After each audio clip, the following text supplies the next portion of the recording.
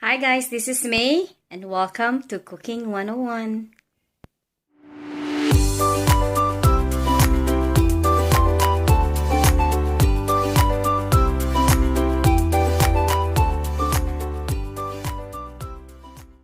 Hi guys, it's May here. Welcome to my channel and welcome to Cooking 101. Tonight we're going to make ginisang munggo. And the ingredients for my ginisang munggo for today, of course, we have the green mung beans here. I have the red bell peppers, ginger, garlic, tomatoes, and over here I have my pork side bacon, scallions, and with the ginisang munggo for today, we're going to add malunggay or moringa leaves. So, okay guys, let's go. Oh, before anything else, when you guys make ginisang munggo, you can put any kind of vegetables you want.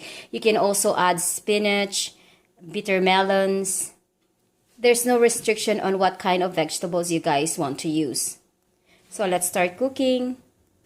Over here, I have my two pots.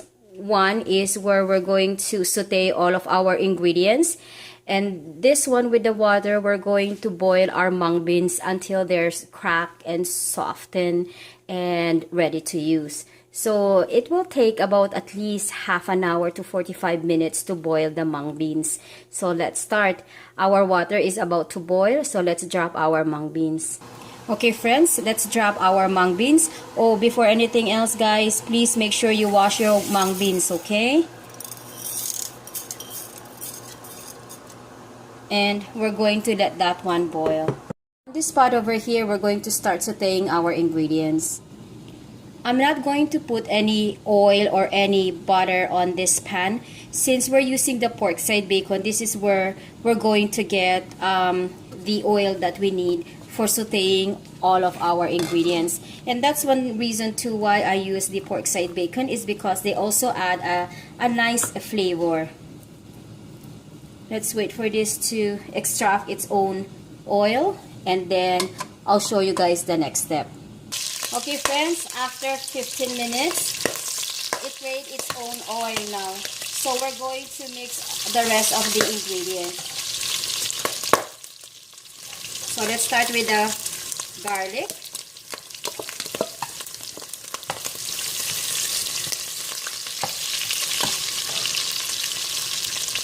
And the tomatoes.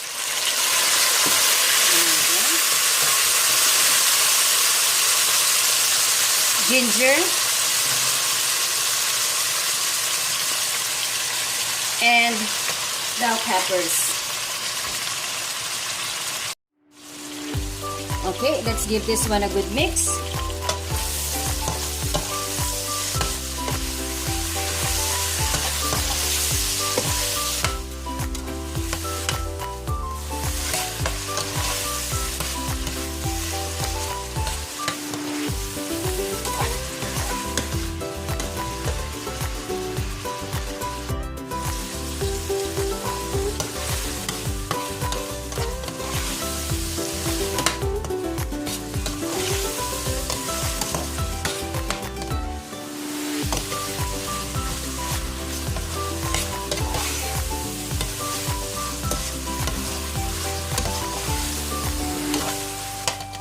Next, we're going to season it. Okay, friends, we're going to season it with the Knorr broth mix, seasoning broth mix. So we're going to put two tablespoons of this. Hold on, put it on the side.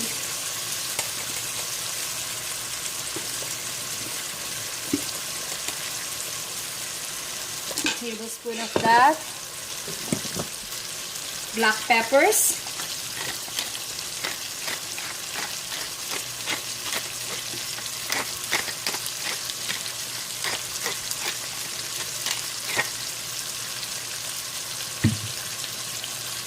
and a little bit of salt. I'm going to use the Himalayan pink salt.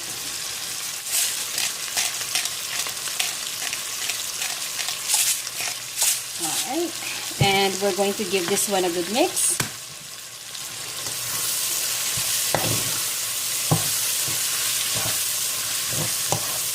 And what we're going to do next is we're going to wait for our mung beans to finish, and then we're going to put the mung beans on here.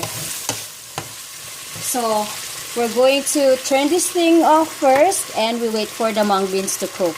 Okay friends, the next thing we're going to do is we're going to add our mung beans, the one that I showed you earlier, all over here to our mixture. So I'm going to use this dipper here to transfer it.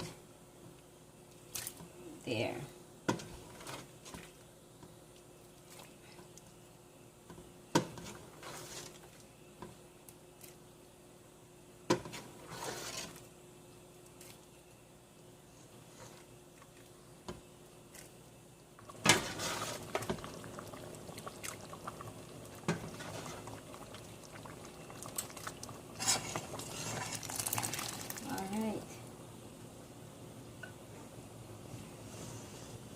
Now we're going to give this one a good mix.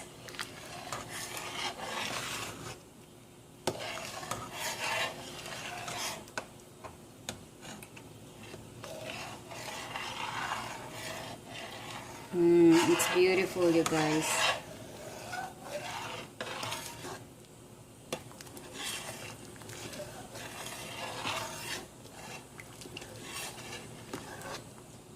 So the next thing we're going to do is we're going to add our scallions.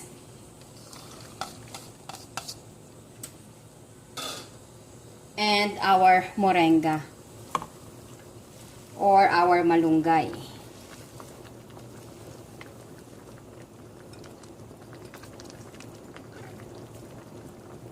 This is a good soup, you guys, especially during the rainy season. This is nice to partner it with fish, like fried fish, especially galunggong. Oh, one of the best. Fried galunggong. For those of you that are non-Filipino, galunggong fish is the round scallop fish. That's what they call it in English. Round scallop fish. So we're just going to let this one simmer for 20 minutes because our mung beans is already cooked. We just have to cook the malunggay or the moringa leaves. And then I'll show you guys the finished product. Okay friends, this is our finished product. This is our ginisang munggo with pork bacon and malunggay. If you guys like this video, please don't forget to give this video a thumbs up. And also, if you haven't subscribed on my channel yet, you guys, please don't forget to subscribe. Thank you guys for watching. Have a blessed day, everyone. And may the good Lord bless us all. I hope you guys like this recipe. It's really good, you guys.